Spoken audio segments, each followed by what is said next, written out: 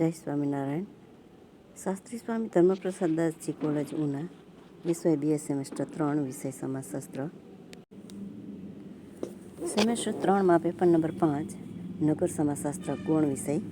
એમાં ચોથો પોઈન્ટ છે નગર સમાજની સમસ્યાઓ અને પ્રશ્નો.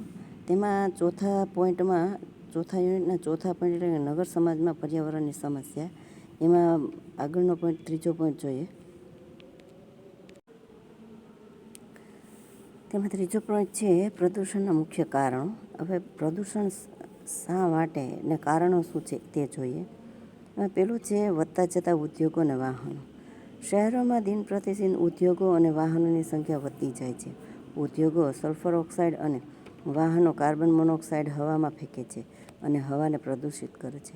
રાસાયણિક ખાતરના નુકસાનકારક તત્વો પાણીમાં ફેલાય છે અને પાણીને પ્રદૂષિત કરે છે. શહેરોમાં અન્ય રીતે પ્રસરતો ધુમાડો હવાને પ્રદૂષિત કરે છે. ઉદ્યોગો અને વાહનોમાંથી નીકળતો ધુમાડો હવામાં ઝેરી તત્વો ફેલાવે છે. ઝેરી હવા માણસના શ્વાસમાં જતા અનેક રોગો અને ફેલાય છે.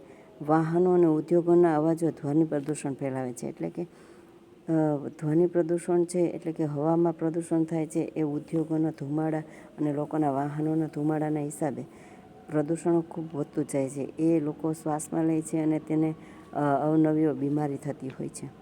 બીજું છે ગીચ વસ્તી અને ગંદા વસવાટો. ગીચ વસ્તી અને ગંદા વસવાટો શહેરોની ખાસિયત છે.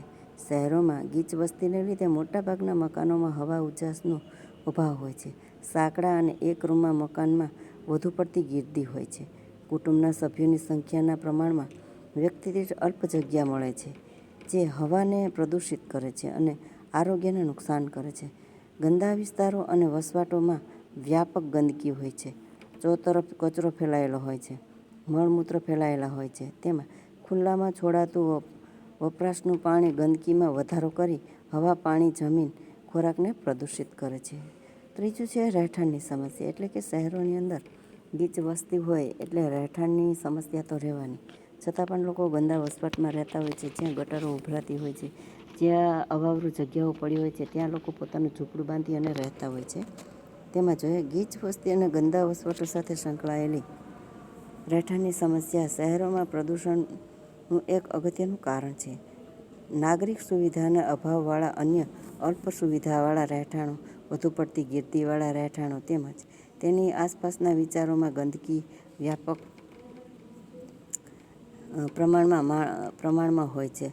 અલગ અલગ વિસ્તારોમાં પાણીના નિકાલનો વ્યવસ્થા અપર્યાપ્ત હોય છે. ગટર ઉભરાયેલી હોય છે અથવા ખુલ્લામાં પાણી વહેતું હોય છે. ગંદા પાણી ભરાયા હોય છે. આથી પ્રદૂષણ ફેલાય છે અને રોગો ઉત્પન્ન થાય છે. ચોથું છે ફેંકાતો કચરો. હવે અત્યારની પરિસ્થિતિ મુજબ જોઈએ તો લોકો જ્યાં ને ત્યાં કચરો ફેંકી દેતા હોય છે. તેના હિસાબે પ્લાસ્ટિક વધે છે. જે પ્લાસ્ટિક છે તે જમીનની અંદર સડતું નથી, પણ તે વધારે ને વધારે ઉત્પન્ન થાય છે તે જમીનને નુકસાન કરે છે. શહેરોમાં રહેવાસીઓ દ્વારા ફેંકાતો કચરો એક પ્રદૂષણનું કારણ છે. શહેરીજનો રોજબરોજનો કચરો બહાર ખુલ્લામાં ફેંકે છે. ગટરો અને ગંદા પાણીને લીધે પૂરતી ચોખ્ખાઈ જળવાતી નથી. શહેરના ઘણા વિસ્તારોમાં ખુલ્લી ગટરો વહેતી હોય છે. ઘણા વિસ્તારોમાં મળમૂત્રના વિસર્જનની પૂરતી સુવિધા હોતી નથી. આના પરિણામે મચ્છર અને માનવ આરોગ્યને હાનિ કરતા જીવજંતુઓ પેદા થાય છે, જે અનેક રોગો ફેલાવે છે. આમ અપૂરતી નાગરિક સુવિધાઓ પણ પ્રદૂષણ પેદા કરે છે. ખરીદેલી વસ્તુઓ ભરવા વપરાતી થેલીઓ જ્યાં ફેંકી દેવામાં આવે છે. જંક ફૂડનો ખાલી પેટે જ્યાં ત્યાં ફેંકી દેવાતા હોય છે. આ પેકેટો છે તે જ્યાં ત્યાં ફેંકી દેવાથી તે સડતા નથી અને તે જમીનને નુકસાન કરે છે. આમ વિભિન્ન રીતે ફેંકાતો કચરો પ્રદૂષણ પેદા કરે છે. પાંચમું છે ભેળસેળ. ભેળસેળ પણ પ્રદૂષણનું એક મહત્વનું કારણ છે. ખાદ્ય પદાર્થો, દવાઓમાં અને પીણામાં થતી ભેળસેળ માનવ આરોગ્ય માટે વિધાયક નીવડે છે. શહેરના વેપારીઓ ઉત્પાદનો, ખાદ્ય પદાર્થોમાં અને પીણામાં ભેળસેળ કરતા હોય છે. ઘી, તેલ, ઠંડા પીણા, મીઠાઈઓ, ફરસાણ, મરી મસાલા, દવાઓ વગેરે લગભગ દરેક ખાદ્ય વસ્તુ ચોખ્ખી મળતી મુશ્કેલ છે. અનાજ અને શાકભાજી પણ ભેળસેળ થાય છે. એક અહેવાલ જણાવે એવો હતો કે ગરમ મસાલામાં ઘોડાની લાદની ભેળસેળ, દવામાં રંગીન પાણીની ભેળસેળ, ચામાં વનસ્પતિના સૂકા પાંદડાની ભેળસેળ કરવામાં આવતી હતી. આ પરિસ્થિતિ માનવ આરોગ્યને ભયંકર નુકસાન પહોંચાડે છે. ફળો પકવવા ઝેરી રાસાયણિકનો ઉપયોગ આરોગ્યને હાનિ કરે છે. એટલે કે શહેરોની અંદર વસ્તી વધારાને લીધે બધો પુરવઠો લોકોને પૂરી રીતે મળતો નથી, એટલે ભેળસેળથી લોકોને પુરવઠો પૂરો પાડવામાં આવે, જે લોકોના સ્વાસ્થ્યની સાથે ચેડા થાય છે. હોટલો અને લારીઓમાં વેચાતા ખોરાક અને નાસ્તાની વાનગીઓ શુદ્ધ હોતી નથી. તે પણ પ્રદૂષણ કે રોગજન્ય પરિસ્થિતિ પેદા કરવામાં ભાગ ભજવે છે. શહેરમાં ગટરો અને રસ્તા ઉપર પૂરતી ચોખ્ખાઈ જળવાતી નથી. શહેરોના ઘણા વિસ્તારોમાં ખુલ્લી ગટરો વહેતી હોવાથી મળમૂત્રના વિસર્જનમાં તેનો ઉપયોગ થાય છે. આવી ગંદકી આરોગ્યને નુકસાન પહોંચાડી રોગોના ફેલાવામાં કારણ બને છે. શહેરી જનતાને પીવા માટે અપાતું પાણી પૂરતા પ્રમાણમાં ભાગ્યે જ ફિલ્ટર થતું હોય છે. સંક્ષેપમાં કહીએ તો શહેરોમાં પૂરતી નાગરિક સુવિધાઓ અભાવ બિન આરોગ્યપ્રદ પરિસ્થિતિનું નિર્માણ કરી રોગોનો ફેલાવો કરે છે. સામાજિક ધાર્મિક પ્રસંગો અને તહેવારો, એટલે કે તેમાં પણ કેવા કેવા પ્રદૂષણો થાય છે તેના વિશે જોઈએ. ઘરમાં જાહેરમાં તેમજ ધર્મસ્થળોમાં ઉજવાતા ધાર્મિક સામાજિક પ્રસંગો તેમજ વિભિન્ન ધર્મસ્થળો શહેરમાં પ્રદૂષણ ફેલાવનારું એક મહત્વનું કારણ છે. ઘરમાં અને ધર્મસ્થળોએ વપરાતી ફૂલ, પાન, દૂધ વગેરે પૂજન સામગ્રી, લગ્ન અને તહેવારો ઉત્સવોમાં ઉપયોગમાં લેવાતી પૂજન સામગ્રીનો નિકાલ યોગ્ય રીતે થતો હોતો નથી. વધેલી ખાદ્ય સામગ્રીનો યોગ્ય રીતે નિકાલ થતો હોતો નથી. આથી પ્રદૂષણ ફેલાય છે. આવા પ્રસંગોએ માઇકનો બહોળો ઉપયોગ થતો હોય છે.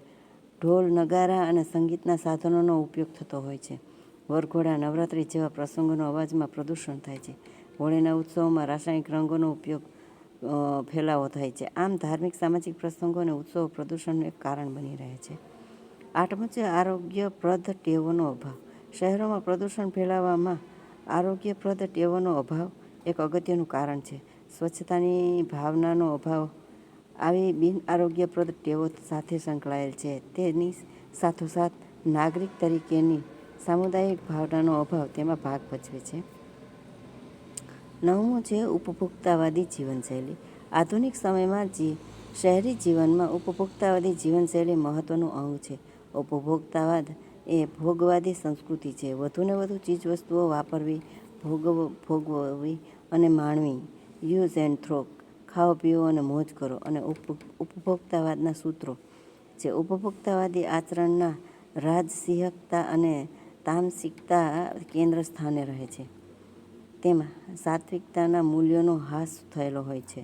ઉપભોક્તાવાદ ગર્ભતરી રીતે સ્વચ્છતીપણું અને મન ફાવે તેમ કરવું તેનો ખ્યાલ રહેલો છે. કિંમતી ચીજવસ્તુઓની ખરીદી અને તેના ઉપભોગ દ્વારા વૈભવી જીવનનો મોહ સંતોષવો તથા ઇન્દ્રિય સુખ માણવું અને તેમાં પાયાના મૂલ્યોની ઉપેક્ષા કરવી એ ઉપભોક્તાવાદની ખાસિયત છે. ઘરમાં રસોઈના અણઘમ ઇલેક્ટ્રોનિક સાધનો, fridge, refrigerator, air conditioner, TV, mobile, internet વગેરેનો ઉપયોગ અને ઉપભોગ, ખાણીપીણી culture, hotel culture, water park culture, picnic culture, mobile culture વગેરેમાં ઉપભોક્તાવાદી સંસ્કૃતિ વ્યક્ત થાય છે.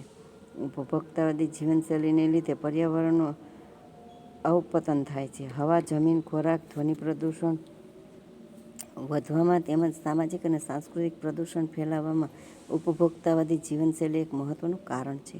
આ રીતે નગર વિકાસની પ્રક્રિયામાં પર્યાવરણ દૂષિત બને તેવી અનેક રીતે ઘટનાઓ બને છે. આ બધી ઘટનાઓને લીધે સમગ્ર માનવજાતનું આરોગ્ય કથળે છે. આમ નગર સમાજમાં જમીન, હવા, પાણી અને ખોરાકનું પ્રદૂષણ થતું રહે છે. પ્રદૂષણ માનવ જીવન અને આરોગ્ય પર અનેક રીતે વિપરીત અસર કરે છે. પ્રદૂષણથી પાણી, વાયુ, પ્રાણવાયુ ઘટે છે. રોગોનો ફેલાવો થાય છે. માનવીની કાર્યશક્તિ અને ઉત્પાદન શક્તિમાં ઘટાડો થાય છે તથા વ્યક્તિગત અને જાહેર આરોગ્યને ભારે હાનિ પહોંચે છે. ભૌતિક પ્રદૂષણથી સાથોસાથ સામાજિક પ્રદૂષણ પણ વધતું જાય છે. નગર વિકાસની પ્રક્રિયામાં વિકસતી જતી ઉપભોક્તાવાદી સંસ્કૃતિથી ચીજવસ્તુઓ અને સેવાઓનું ધોરણ અને ગુણવત્તા કથળાય છે અને તેથી ગ્રાહકોના અધિકારોના પ્રશ્નો ઊભા થાય છે. એટલું જ નહીં પરંતુ ઉપભોક્તાવાદી સંસ્કૃતિથી એડ્સ, નશીલા દ્રવ્યોનું સેવન, જાતિ વ્યવસાયો કે વેશ્ય વ્યવસાયો, ભ્રષ્ટાચાર, સંગઠિત ગુનાખોરીઓ, ખૂન, બળાત્કાર, અપહરણ વગેરે સમાજ વિરોધી પ્રવૃત્તિઓ કે વિચલિત વર્તનો વધતા જાય છે, જે પ્રદૂષણમાં સામાજિક પાયો છે. ચોથું છે પ્રદૂષણની અસરો. વિભિન્ન પ્રકારની માનવ પ્રવૃત્તિઓ પરિણામે પર્યાવરણીય પ્રદૂષણની સમસ્યા ઉત્તરોત્તર વધુ ગંભીર બનવા લાગી છે. પર્યાવરણીય પ્રદૂષણની વિભિન્ન વિપરીત અસરો નીચે મુજબ દર્શાવવામાં આવે છે. એમાં પહેલું છે વનસ્પતિ સૃષ્ટિ પર વિપરીત અસરો. કૃષિ, ઉદ્યોગ અને શહેરી વિકાસ માટે જંગલોનો નાશ થવાથી કેટલાક વનસ્પતિ છોડ ઉદ્યોગોની જાતિ વિનાશનો સામનો કરી રહી છે. લગભગ 1336 વનસ્પતિની જાતો ભયમાં મુકાઈ છે. લગભગ 20 જાતના ઉચ્ચ કોટીના પ્લાન્ટ્સ નાશ પામ્યા હોવાનો સંભાવના છે. ભારતમાં બોટનિકલ સર્વેએ ભયમાં મુકાયેલી વનસ્પતિ જાતિઓ તેની રેડ ડાર્ક બુકમાં નોંધી છે. બીજું છે પ્રાણી સૃષ્ટિ પર વિપરીત અસરો. કૃષિ વિકાસ, રહેઠાણોનો નાશ, વધુ પડતો શોષણ, પ્રદૂષણ, સમુદાયના માળખામાં ઝેરી તત્વોનો પ્રવેશ, રોગચાળો, અતિપૂર, દુષ્કાળ, સાયક્લોનને લીધે જંગલોના આવરણનો હાશ થવાથી વનસ્પતિ સૃષ્ટિ અને પ્રાણી સૃષ્ટિની કેટલીક જાતિઓ નાશ પામી છે. ત્રીજું છે જમીનની ફળદ્રુપતામાં ઘટાડો. ખેતીમાં પ્રદૂષણ, પાણી કે ક્ષારયુક્ત પાણીનો ઉપયોગ, વધુ પડતા પાણીનો ઉપયોગ કે અપૂરતું પાણી, રાસાયણિક ખાતરનો વધુ પડતો ઉપયોગ, એસિડ રેન, તાપમાનમાં વૃદ્ધિ, ઋતુચક્રમાં પરિવર્તન, ઓઝોન સ્તરને નુકસાન વગેરેને લીધે જમીનની ફળદ્રુપતા તેમજ પાકની ઉત્પાદકતામાં ઘટાડો થાય છે. ચોથું છે પાણીની અછત અને શુદ્ધ પેયજળનો પ્રશ્ન. પર્યાવરણ પ્રદૂષણને લીધે ઋતુચક્રમાં પરિવર્તન થવા લાગ્યું છે.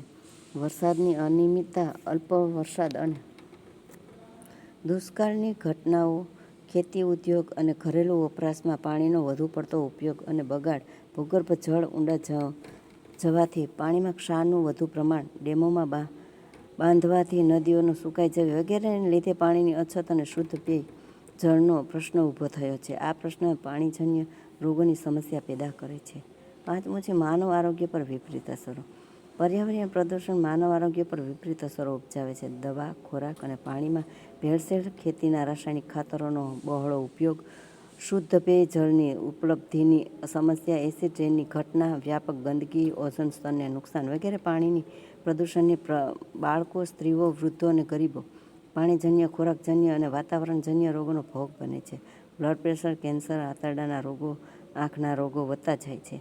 રોગપ્રતિકારક શક્તિમાં ઘટાડો થવા પામે છે. આથી માનવી રોગોનો ભોગ બને છે અને જાહેર આરોગ્ય પણ જોખમાય છે. છઠ્ઠું છે કૃષિ અને ઔદ્યોગિક વિકાસ પર વિપરીત અસર. પર્યાવરણીય પ્રદૂષણની કૃષિ અને ઔદ્યોગિક વિકાસ પર વિપરીત અસર પડે છે. ઋતુચક્રમાં બદલાવ, પાણીની અછત, રોગમાં વૃદ્ધિ અને તેથી કામદારોની ઉત્પાદકતામાં ઘટાડો, જમીનની ફળદ્રુપતામાં ઘટાડો અને પાકોની ઉત્પાદકતામાં ઘટાડો વગેરેને લીધે કૃષિ વિકાસ અને ઔદ્યોગિક વિકાસ મંદ પડવા લાગે છે. આવી અસરો લાંબે ગાળે દેખાતી હોય છે. વળી પર્યાવરણીય પ્રશ્નો હલ કરવામાં, પ્રદૂષણનું નિયંત્રણ કરવામાં જંગી રકમનું ખર્ચ કરવું પડે છે. માનવ આરોગ્યનું સ્તર જાળવી રાખવા પાછળ તેમજ રોગ નિવારણ પાછળ જંગી રકમનો ખર્ચ કરવું પડે છે. પરિણામે તેની વિકાસ પ્રક્રિયા પણ વિપરીત અસર થાય છે. સાતમું છે એસિડ રેનની ઘટના. ઘણી જગ્યાએ એસિડ રેન થાય છે, એટલે કે વરસાદની અંદર એસિડ પણ સામેલ થાય છે, જે જમીનને, માણસના શરીરને અને પાણીને પણ ઘણું બધું નુકસાન કરે છે. તેમાં જોઈએ વિભિન્ન સ્ત્રોતો દ્વારા હવામાં ભળતા ઝેરી તત્વો ભેજ અને પાણીના સંપર્કમાં આવે છે ત્યારે તેમાંથી એસિડ ઉત્પન્ન થાય છે. ચોમાસાની ઋતુમાં એસિડયુક્ત ભેજ વરસાદરૂપે એસિડ રેનની ઘટના બને છે. એસિડ રેનની ઘટના ખેતીમાંના પાકોને તેમજ બાગાયતી પાકોને નુકસાન કરે છે. જળચર સૃષ્ટિ ઉપર તે વિનાશક અસર પહોંચાડે છે અને વનસ્પતિ સૃષ્ટિ નાશ પામવા લાગે છે. પશુઓ અને માનવીઓ દ્વારા આવા એસિડયુક્ત પાણીનો ઉપયોગ થવાથી તેમના આરોગ્ય ઉપર વિપરીત અસર પડે છે અને રોગોનો ભોગ બને છે. પછી આવે છે ગ્રીનહાઉસ ઇફેક્ટ. ગ્રીનહાઉસ ઇફેક્ટ હવાના પ્રદૂષણની વાતાવરણના તાપમાન ઉપર થતી અસર છે. ગ્રીનહાઉસ અને મુખ્યત્વે કાચનું ઘર છે. તેમાં ઇચ્છિત માત્રામાં તાપમાન જાળવી રાખવામાં આવે છે અને તેનો ઉપયોગ કોમળ છોડ ઉછેરવામાં થાય છે. પૃથ્વીના વાતાવરણમાં ઇચ્છિત માત્રામાં તાપમાન જળવાઈ રહે તેવી કુદરતી વ્યવસ્થા છે, પરંતુ વિભિન્ન માનવ પ્રવૃત્તિઓને લીધે હવામાં પ્રદૂષણથી પૃથ્વીના વાતાવરણના તાપમાનમાં વૃદ્ધિ થાય છે. પૃથ્વીના વાતાવરણમાં ધીમે ધીમે તાપમાનમાં થતી વૃદ્ધિની સમસ્યાને ગ્રીનહાઉસ ઇફેક્ટ કહેવાય છે. ગ્રીનહાઉસ ઇફેક્ટ વનસ્પતિ સૃષ્ટિ, પ્રાણી સૃષ્ટિ, માનવ જગત પર વિપરીત અસર કરે છે. એના પછી છે આબોહવામાં પરિવર્તન. આબોહવા પરિવર્તન એક વૈશ્વિક પર્યાવરણીય ઘટના છે. તાજેતરમાં વર્ષોમાં આ ઘટનાએ સૌનું ધ્યાન ખેંચ્યું છે.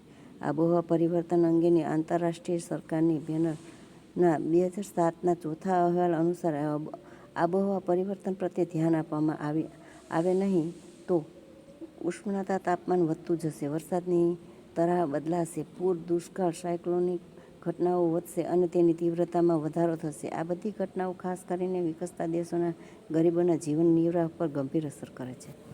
પછી આવે છે ગ્લોબલ વોર્મિંગ. વૈશ્વિક તાપમાનમાં સતત થતી વૃદ્ધિને ગ્લોબલ વોર્મિંગ કહેવામાં આવે છે. ગ્લોબલ વોર્મિંગની લીધે ગ્રીનહાઉસ ઇફેક્ટ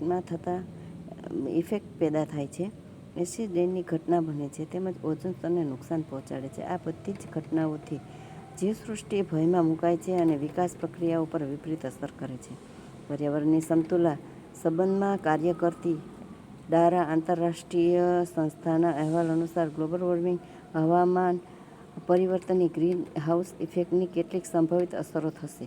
આવી અસરોમાં મૃત્યુમાં વધારો, ઉત્પાદનમાં ઘટાડો, તાપમાનમાં વધારો, હિમાચ્છાદિત વિસ્તારોમાં બરફ પીગળવા લાગશે, દુષ્કાળ પડશે, દરિયામાં પાણીની સપાટી વધવા લાગશે, રોગોમાં વધારો થશે વગેરેનો સામનો થશે. આથી વિશ્વના દેશોએ તાપમાન વધે નહીં તે માટે પગલાં લેવા જરૂરી બનશે તેમજ પર્યાવરણની સમતુલા જાળવવાના પગલાં લેવા અનિવાર્ય બનશે. હવે ઓઝોન સ્તરને નુકસાન. ગ્લોબલ વોર્મિંગને લીધે પૃથ્વી ઉપર કવચ તરીકે કાર્ય કરતા માનવ જીવન માટે મૂલ્યવાન ગણાતા ઓઝોન વાયુ સ્તરને નુકસાન પહોંચે છે. ઓઝોન વાયુ તીખી ગંધવાળો પ્રાણવાયુ છે. તે પૃથ્વી ઉપરના સ્તરના વાતાવરણમાં કુદરતી રીતે રચાય છે. લગભગ 90% ઓઝોન વાયુ પૃથ્વીની સપાટી ઉપરના 15થી 55 કિલોમીટર વચ્ચે હોય છે, જેને સ્ટ્રેટોસ્ફિયર કહેવામાં આવે છે. સ્ટ્રેટોસ્ફિયરના ઓઝોનનું સ્તર સૂર્યમાંથી આવતા બધા નુકસાનકારક અલ્ટ્રાવાયોલેટ કિરણોને શોષી લે છે અને તે રીતે વનસ્પતિ અને પ્રાણી જીવનને અલ્ટ્રાવાયોલેટ કિરણોથી રક્ષણ પૂરું પાડે છે. આવી જ ઓઝોન વાયુ સ્તર પૃથ્વી પરનું કવચ તરીકે કાર્ય કરે છે તેમ કહેવામાં આવે છે. આમ માનવ પ્રવૃત્તિઓના પરિણામે ગ્લોબલ વોર્મિંગની ઊભી થયેલી સમસ્યાથી ઓઝોન સ્તરમાં છિદ્ર પડ્યું હોવાનું અને તે વધતું જતું હોવાનું માનવામાં આવે છે. આથી સૂર્યમાંથી આવતા કેટલાક નુકસાનકારક અલ્ટ્રાવાયોલેટ કિરણો આ છિદ્રમાંથી પૃથ્વી ઉપર પહોંચી માનવ જીવનને નુકસાન કરે છે. અલ્ટ્રાવાયોલેટ કિરણો ચામડીનું કેન્સર કરે છે, આંખોનો મોતિયો કરે છે, શરીરની રોગપ્રતિકારક શક્તિને દબાવી દે છે, પાકોના ઉત્પાદનમાં ઘટાડો કરે છે. હવે એના પછીનો 5મો પોઈન્ટ છે પર્યાવરણીય પ્રદૂષણ નિવારણના ઉપાયો, જે આવતા વિડીયોમાં જોઈશું. જય સ્વામિનારાયણ.